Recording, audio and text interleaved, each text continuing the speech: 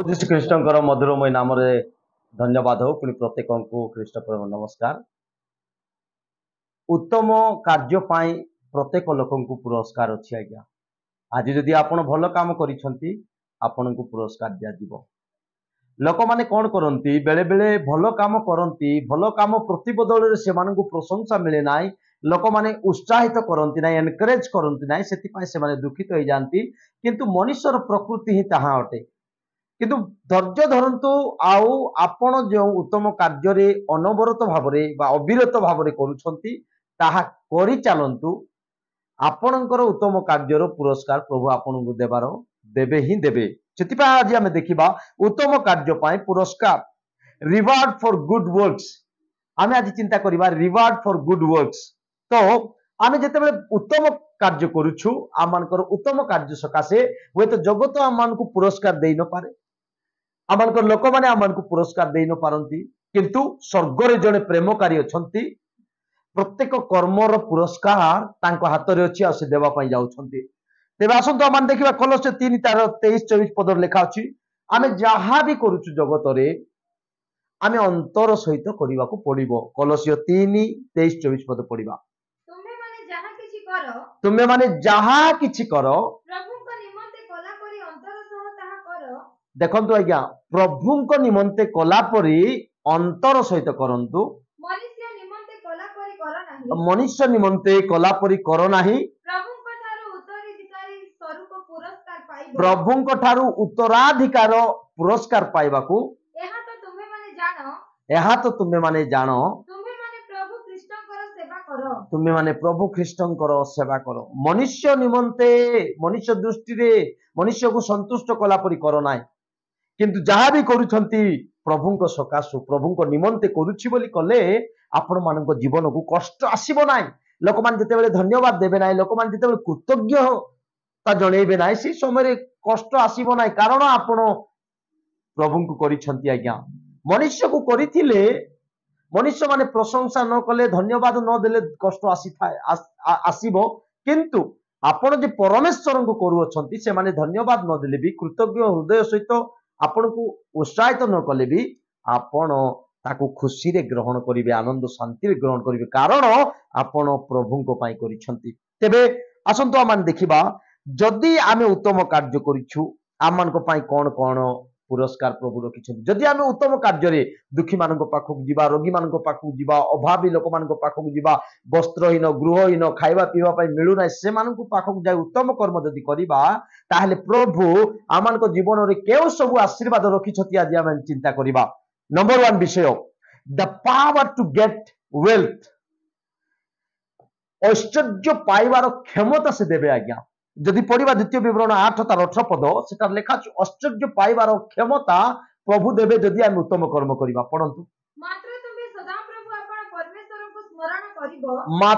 तुम्हें सदा प्रभु आपण परमेश्वर को स्मरण करिबो कारण से तुम पूर्व पुरुष मानक निकटरे आपणार जो नियम विषय शपथ करथिले ताहा से आज दिन परि स्थिर करिबा पाई देखंतु तुम्भकु ऐश्वर्य पाइबार सामर्थ्य देले। तेबे मु कहिबाकु चाहे जदि उत्तम कर्म रे आपण लागि रहिबे ताहले प्रभु आपण को एमिति आशीर्वाद करिवे जे ऐश्वर्य लाभ करिबा पाई प्रभु आपण को क्षमता देवे। आपण जो अवस्था आज अच्छी आपण को 10 गुण आशीर्वाद प्रभु करिवे कारण ऐश्वर्य आशीर्वाद द्वारा हे थाए प्रभु ताहा मध्य पाइबा पाई से समर्थवान करिवे। ताहा होची कोन the power to get wealth धन संपत्ति पाइबा पाई प्रभु शक्ति देवे सामर्थ्य करिवे। सेति पाई आसंतु आमे समस्ते ख्रिस्टियन जीवन यात्रा रे आमे कोन करिबा पड़िबो आमे समस्ते उत्तम कार्य रे निविष्ट थिबा को पड़िबो। द्वितीय नंबर विषय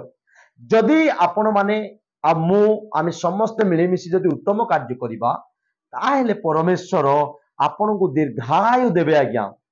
कौन देवे दीर्घायु देवे कारण उत्तम कार्य करने द्वारा आमे दीर्घायु पाई था। गीत संहिता 91:16 पद लेखा अछि देखंतु दीर्घायु देवे आ तुमको तृप्त कराइबे आंबर परित्राण ताहाकु देखाइबा से दीर्घायु देबे जदि आपण उत्तम कार्य करिवे ताहाले पुरस्कार स्वरूप परमेश्वर आपण को दीर्घायु देबे उत्तम कार्य निविष्ट जदि रहिबे परमेश्वर आपण को तृप्त रे वास करिवे आ परमेश्वर आपण को परित्राण देबे देखाइबे तो मु कहिबा को चाहे ताहा पुरस्कार स्वरूप प्रभु आपण को देबा पई जाउछंती तेबे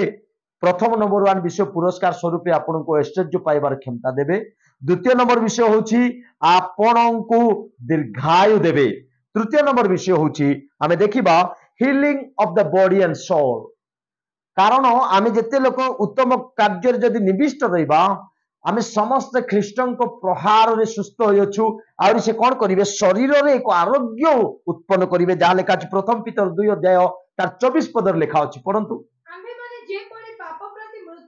आमे माने जेपरि पाप प्रति मृत होई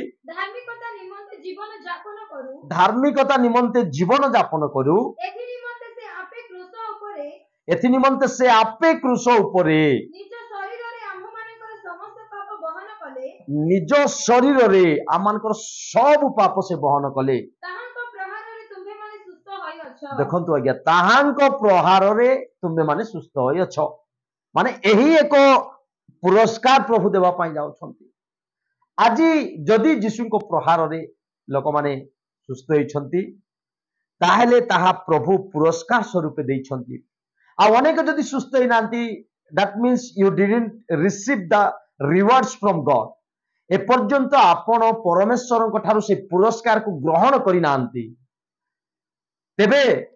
try to receive the blessings from God आमे समस्त चेष्टा करिबा प्रभु को ठारू आशीर्वाद पाइबा को कारण प्रभु तांको निमंते तांको राज्य पाई जो माने उत्तम कार्य रे निविष्ट रुहंती से माननकु एई सब पुरस्कार दे प्रभु आशीर्वाद करिबा पाई चाहउछंती चतुर्थ नंबर विषय मु कहबा को चाहे पीस ऑफ हार्ट से मन रे बा हृदय रे शांति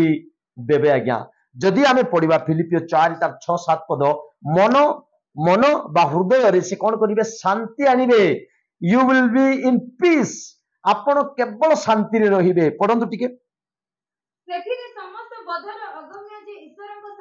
सेथिरे समस्त बधर अगम्य जे ईश्वरंकर शांति ताहा तुम मानकर हृदय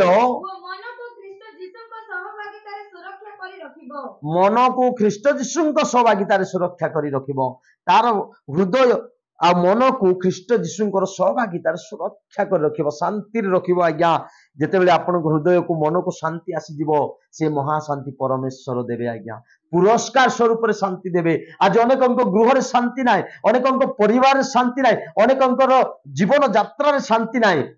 देखंतु सब अछि किंतु शांति नाय एही शांति प्रभु देबे केते बेले आपण जेते बेले उत्तम कार्य रे निविष्ट होई रहिबे आ प्रभुंकर उत्तम कार्य करिवे प्रभु पुरस्कार स्वरूपे आपण को शांति पुरस्कार करिकि देबे उत्तम कार्य पाई पुरस्कार निहाती अछि आज्ञा तेबे आसंतु आमे समस्त उत्तम कार्य करू करू नंबर 1 विषय आमे सुनिलु the power to get wealth ऐश्वर्य पाइबार क्षमता द्वितीय नंबर विषय आमे सुनिलु God will give you long life परमेश्वर आपण को दीर्घायु देबे तृतीय नंबर विषय आमे सुनिलु से शरीर रे एवं से आत्मा रे से हीलिंग आनी देबे आरोग्य आनी देबे चतुर्थ नंबर विषय होची द पीस ऑफ हार्ट हृदय रे से शांति आनी देबे एहा पुरस्कार स्वरूप रे परमेश्वर आपण मान को मते देबे पंचम नंबर विषय मु कहबा पई चाहूची कंफर्ट इन अफ्लिक्शन दुख समय रे एक जंत्रणा कष्ट समय रे से कोन करिवे सांत्वना देबे गीत संहिता 19 तार 50 पद लेखा अछि दुख समय रे एहा ही मोहर सांत्वना कारण तुम्हार वाक्य मते सचेत करी अछि परमेश्वर दुख समय रे मध्य से कोन करिवे सांत्वना देबे जदि आपण उत्तम कार्य करूछंती यह पुरस्कार स्वरूप प्रभु आपण को देबे आज्ञा ते मु आशा करछि आजिर वाक्य आपण मानकर हृदयंगम होईछि पुनी आपण माने एई वाक्य को धरि के आगो चालंतु प्रभु नितांत आपण मान को सेई पुरस्कार देबे ए वाक्य